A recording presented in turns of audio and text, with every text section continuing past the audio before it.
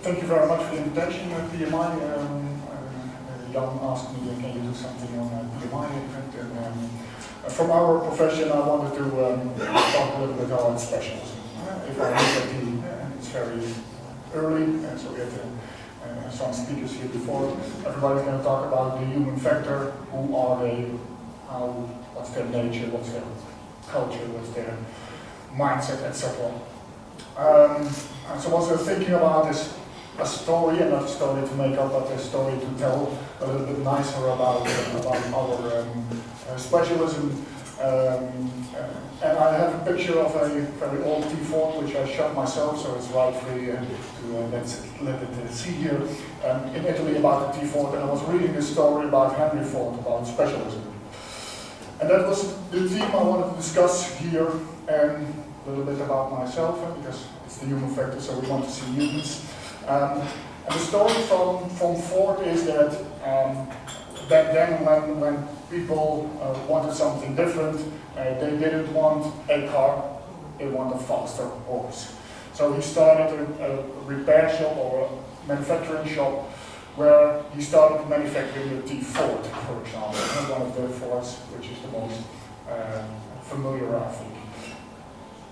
And one person was making one car, and another person was making another car. And about thinking about that and starting to introduce standardization, he was one of the founding fathers of special scientific management, and Taylor did it later on in that story. He changed the way of making that car. So the scope, if we're going to talk about project management, knowledge area, scope is very important. He didn't change anything about the scope, but he divided his resources into specialized resources. There was one crew who was making a chassis, a group making wheels, a group making steers, etc., etc. And putting that in a production line helped him to speed up the production time. Production time went from more than 12 hours to more than 2 hours. That's a big improvement. So if you have specialized people, put them in the environment where they need to be, and do that on a scientific approach, a more mathematical approach, or a more structured approach, it can help improve this project of making a car, but it can surely also help making roads or developing medicine or making big buildings, etc. And thinking about Ford and reading in the history books I had a long time ago, dusting them off. Also, Taylor is a very important person in having scientific management and economically structured ways of leading companies and organizations. And he is talking a lot about whose responsibility is it to introduce this. It's not the workers who introduced it at Ford company, but it's the management who introduced it. So from that scientific management Taylor introduced, you can read the words, it's an opportunity which management should get, and it's a responsibility of management to enforce this in an organization. So the theme of this day is human factor, and I think everybody or most of you could be interested in talking about cars all day, but it's called PMI, so we should introduce something about project management. I worked for a long time in the project management environment, and with our company we help people to introduce these kinds of themes. So I want to make the step from this scientific management and say, if that worked a couple of years ago with cars, would it work for project management, which is quite a new prophecy, for example. So that human factor, and a lot of people are talking, when you look at humans, it's nature versus nurture, and you shouldn't teach, and I think there was a monkey story before, an egg story before, don't teach monkeys skills, but have good people. So it starts with a very passion for your prophecy. One of my colleagues was a very passionate basketball player and an analyst on basketball, and he wanted to do more, and he's a very clever guy, analytical, mathematical. He wanted to do something else. He said, well, I can have a passion for projects, for example. He has a very high Discovery Channel mindset. If he sees something on Discovery, he wants to know how is that plane flying, or how is that boat not sinking, or how it's made. People make nice documentaries about that. So passion is a very important thing. If you have passion, and I think that's your fundament of the right people on the spot, independently, if it's project management or financial control or whatever, it should start with passion. And I want to talk about what, because there is a little bit room in that human factor, and the white space needs to be filled. But you see that passion is a big portion of yourself. I want to talk about what could be added to have that human factor profit your project, your company, your organization, your whatever you're doing.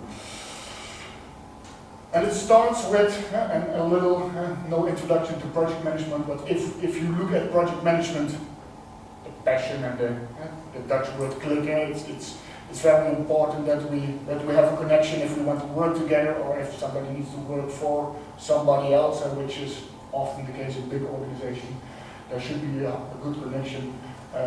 But project management is also an analytic thing. And that's what we call, and PMI and everybody is saying the same with different words. There needs a very good foundation of project controls. It's not just about that passion, it's not just about that nature. You should be nurtured. In the last years, when I was working in project management, you see a very big change in what are we talking about? What are the fundamentals of project management? And not just on cost management, or not just on scheduling, which is a very mathematical approach. But the knowledge areas, where are we talking about, are changing.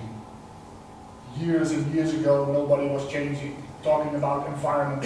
You just have to have the cheapest project and the best quality, and that's your basis. And now we are talking about meet most economically attractive offer, ENVI, the Dutch variant of that. It's not just about money, it's also about the way of approach. Have you thought about your risks? Have you thought about the environment, communication, etc.? So you see here this very old iron triangle has changed over the last years. This is project management for dummies 1.0. If you look at the PMBOK guidelines now, we're talking about 10 guidelines or knowledge areas. In our, because we are focusing very much on project controls, we see also the most of that 10 in our way of working. But we see that change from the 3 golden iron triangle, to the PM star, and what we see now is 8 knowledge areas or 5 basic ingredients. And those 5 on the left are your basic ingredients. You need to do something with it, and then doing something with it is looking at the change. Claim management is going more and more over from the United States, which is a very high claim culture. I once had a discussion with the legal counsel on claim management. It's not about who's right, it's about who documented the best. That's claim management. So you can have the best solution, and everybody can explain your changes. If you don't express your changes, if you don't document your changes, you're not going to win in court. So humans, the human factor, should take into account that yes, it's possible to change something, but tell me why it is. If it's not clear, explain, document, etc., etc. And that's something you have to learn. That's a trick project managers, project leaders, analysts should have. If we're going to change something, I have to ask, I have to document, I have to report, I have to monitor about it. Communication is the same. Communication, and it will be discussed, the difference between data and information. I can talk a lot, so I could think I'm communicating very good, If nobody could understand English, it's not communication, and it's a one-way monologue. Communication is about getting the right information at the right people. When I walk over Camelot, for example, in the south of the Netherlands, and it's a big industrial chemical plant, people have a Gantt chart on the wall. When I'm talking to managers, for example, I'm telling them, what's this? Yeah, this is our plan. Where are we? And they stare for minutes at the wall, and nobody can understand. While I'm moving, we bought a new house, and we need to do something about planning. So I printed out 10 A4 sheets with 5 days, with Saturday and Sunday for my kids. So they know when, at the 5th of December, the old man is coming, and the 15th of November when I get the key of my house with a nice smiley and a key. That's also a planning. It's not Shell who's doing the turnaround, it's just buying another house. But the kids understand how I am communicating about time. I could present them a Microsoft Project Gantt chart, they wouldn't understand. And it's telling the same thing. It's telling that at the 15th of November I get the key of my house, and the 5th of December Santa Claus is coming. So communication is also at the right tone, at the right information level. Look at your stakeholders, who you're talking to. I have bright kids, but they're still agencies. And value, why am I doing this? Why does that guy at Shell have that planning or doing that project? Or why do I print out that A4 pictures? In my case, is it to help my kids go over in the transition? And so the value is that my stakeholders, and my kids are very important stakeholders together with my wife, and that's the boss at our house, chief householding officer. We do it for something. We do it not just the sake of having a new house, but having a better environment. The business case of buying a new house is not just on money, it's not just on square meters, it's about having a nice thing. And those supporting knowledge area always says something about your basic ingredients. And the transition over time is an organization and is an integration. And integration, I also know something about IT, it's not about integrating IT, it's about integrating departments, it's about integrating organizations. We sometimes sketch a little bit, and there are many operations and organizations working, for example, at the slides of Terneuzen, which is a big civil project right now, or the A4, which is completely renovated. There are people living next door, there are people working with shovels, there are contractors, there are owners, and they all want the same thing. If you don't integrate them in one way or another, they are not going to understand each other. Back to my story on human factor. Organizations are very good project managers, but they grow. They do a lot of projects. You're talking about enterprise project management, you're talking about corporate resource management, that kind of things. So the force and the strength of those knowledge areas or project methods and integrating them is doing it on the same way. So you have to teach the people which process they have. You have to educate them on what are we talking about. What is our understanding of planning? What's our understanding of cost management? What's our understanding of scope? Yes, it can change, but when is it change? When is it a change? When is it an issue? When should we report or escalate or monitor? That kind of things you have to educate. So that's the first part, education, knowing what are we talking about, and not just about the mathematical trick of earned value or cost management. I saw a big interview with the SAP director, and revenue minus expenses is your profit.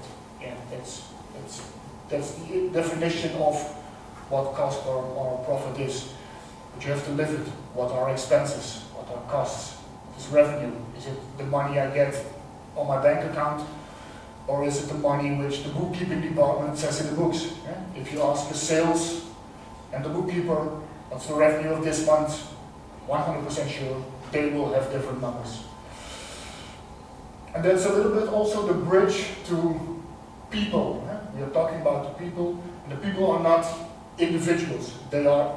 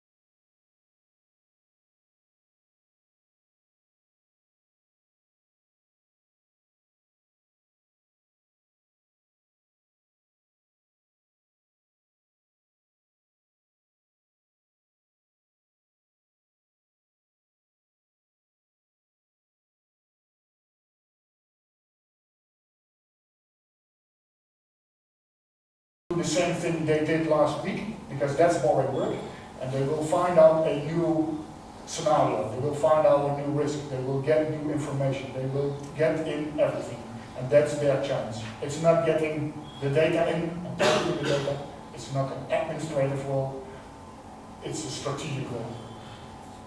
And you give them that freedom, right? So We give them that freedom, we talk to our customers, and sometimes I agree with you, sometimes they put those very clever people in the basement typing in the schedule, and please don't come out of your cage, because the data will be in today, and I promise them it will not be in today. And that's the struggle why we need people who believe, for example, in that role from a project controls analyst of engineering. It's not the scheduler we have seen 20 years ago. If you have that paper on a shell turnaround, for example, you have to do something with that. I always say, it's in the last slides, you should have data which is actionable. It's a military thing, for example. I don't want data just to look at it. I have seen managers with 100 reports and 99 are green. Ask your data set to put the red on top. Or if the red's on top, you delete, put the orange one on top. And not look 99 times, oh, this is okay, I have to type in the data, yes okay, yes compliant, thank you very much. If you have to do that 99 times, then it's boring. If your team is capable of getting that orange thing out of that pile, then it's a cool job. Then you're going to save the project. Typing in the stupid data is not going to save the project. It's a necessity, but those analysts will help you to get through that. And there are tools, for example, and there is a new tool coming up, which does it, I want to say artificial intelligence way, it's not that clever yet, but it's coming. It's not there right now, but it's coming. Typing in data is useless because it's already there. Making up information, that's what their role should be. And that's where the data and the tool is going to help you. There is that joke, and that's why the light bulb is there. There's a joke, there's a drunk man on his knees searching for his keys, right next to the light bulb. And a police officer is coming and says, have you lost something? Yes, I have, my keys. Have you lost it here? No, I didn't lose it here, but here is where the light is. So you have to look where your gems are, where that key factor of your project is. You have to determine that before the project starts. Your project team is not the fire department who runs in when it's burning. They are going to predict and prevent that your project is going to burn. And that's why you need to determine, for example, where your gems are. In my notes, which aren't visible for me, there is a story about a mining company. And a mining company needs gold. They need to determine where the gold is. If you want 1 or 2 grams of gold, you need to dig 1,000 kilograms of earth before you have 1 or 2 grams of gold. That pile of paper, there is one orange thing in it. Where is it hidden? If your data and your information and your people can help you, for example, to get rid of 50 green things with one click or slice and dice or whatever, then you have more time to focus on that orange thing, because that orange thing is inside, and if that orange traffic light is going for a red thing, then it's burning. Then you need the fire department. Then you have to talk to your stakeholders. Yes, we are late, and we could have seen it, but we did not see it. And in hindsight, it's very easy, where you should have looked to find your keys, but at that moment, you have to determine how to look for your keys or your gems or your gold.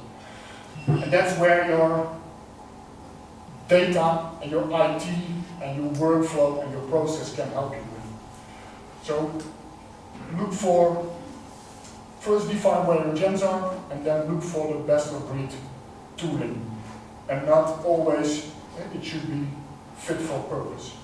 Don't get your cannon out to shoot that mosquito. Look for what it is. We are in the Primavera business, and people ask us, can it make an invoice? We are very bright consultants, and I say, probably you can, but please don't use it for that, because that's a scheduling tool. An ERP system, SAP for example, yes, it can do something with planning, but it's not a scheduling tool. We are now in an era where everything is going to the cloud, everything is connected, Internet of Things, connected devices, whatever. The tools are fit for that purpose. And we live in that legacy world still where SAP and Oracle and everything is running in bunkers locally in their environment. But there is an opportunity to redefine it. There are organizations, for example, who start from scratch. Most of the time new organization, that's more easy to change. But for example, we work for an organization, and it's a big organization in the UK, which made a new property services, and it's a specialized organization, and they started with zero legacy. They only said it's going for cloud, it has to be connected, and it has to do this. What can you offer me? And not go for everything for Oracle or SAP or Microsoft or whatever. They have a very scattered landscape, but everything is connected. And everything is best for it. And that's, if you have that opportunity, do it that way. And most of the time, and that's the nice thing about a project organization, you start a new business. It's called SA1. It's one of the biggest temporary organizations on a project, which Schiphol in Amsterdam is a consortium of 5 or 6 companies, where somebody is responsible for finance, somebody is responsible for contracting, somebody is responsible for the civil works. And they started a real new organization. They went to the Chamber of Commerce, this is our consortium, I pay this, you pay that, I earn this, you earn that, I take this risk, you take that risk, and this is what we need. We need a new IT landscape. And if it's coming out of the cloud, please rent it for 3 years, because you don't buy an excavator, you rent it. You don't hire a project management information system, you rent it, for example. So, yeah, because the temporary thing about the project, it has a start and there's an end, always, otherwise it's not a project. Then it's new. You can inherit things from your company, but you can also reinvent things.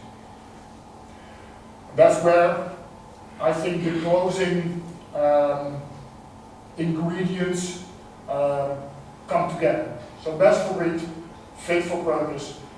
Common data is very important. If it's in one system, there's one owner of the data. I have seen organizations with 3 systems and 3 due dates. Yeah, probably that still will come in 1st of January. And the other 2 probably will come in 1st of February. Well, there's a truth about it. And because it's analytic, 1 + 1 is 2. No matter what, if Excel says it's 3, it's 2. If you have monkeys who believe in a tool but cannot judge if it's true or not, he or she will believe, if Excel says 3, that 1 + 1 is in fact 3. I have seen schedules where one scheduling tool says 25 days, one scheduling tool says 26 days. I tell the guy, do it the old-fashioned way by hand. No, that's not possible. So it's not magic, it's mathematical. You can check things. There's a truth, there's a fact, there is something which can be calculated. So it's yes or no. It's digital. But who owns the data? That's very important, because is your scheduling tool responsible for the cost? Or is SAP responsible for the cost? The same thing about the bookkeeper and the sales guy discussing, I have made 100,000 euros of revenue. Because the bookkeeper says, well, maybe it's in our bank account, but it's not earned yet, because we didn't do the work. If we stop this company, we will have to pay it back. So the revenue is not 100,000 euros. There's a truth about it, and the truth on revenue is set by our tax system. And the scheduling is about Primavera, or Microsoft project, or Astra, and the risk is a probability. there are things to check. So who owns the data goes about the people, who's responsible about changing that cost, thing, code, number, figure, whatever, or who changes a resource pool, or who changes a risk. It should be monitored, it should be checked, and it should be put into one tool. Integration comes in right now from an IT perspective. It's not that hard anymore to get that financial figure out of SAP right into Microsoft Project or right into a BI report. Let the data sit where it should be in the best of breed solutions and report on everything, because you want to have the integration between those knowledge areas, for example. And that's where you need people who will challenge it and don't run blindsided. Concluding, the human factor. Nature versus nurture, we talked about that. Passion is that discovery channel factor. You have to have a passion for, and we live in complex, cool discovery projects. There are people here from biomedics, there are people here from the telecom organization. You should be enthusiastic about your project. Yes, from T-Mobile we introduced 5G, first of the world, and this is how we did it, we put out all the things. A civil engineer says, well, it was very hard because we have to have a bridge and a dam and everything together, and there were 100 people working on the same spot, but we fixed it. The biomeds here just got out a big press release last week. We found a solution for a disease. That's where their heart should be beating faster. Don't do it because it earns money. That's your passion factor. And it's most of where people get excited about it. Otherwise you get that monkey doing the work from 9 to 5. Goes home, says, well, I made $200 today. Knowledge. If you're doing something, you have to know what you're doing. If Excel tells me tomorrow 1 plus 1 is 3, I will call Microsoft and say, there's a bug in Excel, because I know that 1 plus 1 is 2. You have to know that. If you're an earned value specialist, you have to read your earned value statistics. If you're a risk analyst, you have to do that. It's the last step. Environment. Don't put your bookkeepers on the sales department. Don't put your PhDs at the administration part. Then they will get bored. Then they will run away. And the last thing, and it's the last thing because that's what you need as a tool, as a project management expert. You have to have the right equipment. And the right equipment is not the best equipment, but it's right for the job. If I get groceries, I don't buy a Ferrari. I'll buy something with a big truck to get my groceries. I have 3 kids, don't buy me a Ferrari, I won't get faster to my job because they will not fit me. It was scheduled to be just on time, to have some questions, to have some discussion. So thank you, the tulips from the Keukenhof and the coming back in the PMI event we were very lucky about. So that's it for today.